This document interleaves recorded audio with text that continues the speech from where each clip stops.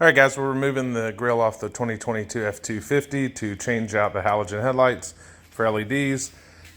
First step, take 10mm bolts out across the front of the grill, hiding behind the grill on each side. You'll have a 10mm nut on a stud, passenger and driver side. Remove those.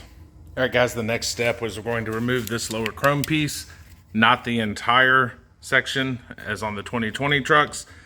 You're going to carefully remove the retention clips, and you'll see the 10mm bolts, one on each side. The next step in removing our 22 Super Duty grill is to gently pull across the top of the grill, applying even pressure. You may lose one or two of these clips. One fell outward, one fell inward. I'm sure that'll be a lot of fun to find. Our next step is going to be to press down and release those lower clips. The next step in removing our 22 grill is to take our pry tool, locate the 4 metal clips, press down, gently pull out. Move to the next metal clip, press down, gently pull out. Repeat for the remaining two. Now that we've freed all the fasteners on our grill, it'll simply lift off and remove. Now that the grill is removed and laying on Harbor Freight's finest moving blanket, we see that one retainer clip stayed intact. I found one that popped outward. So we're going to place it back where it goes. And I believe there are 2 missing, so I'm going to look for those. Located inside the truck is one of the missing retainer clips.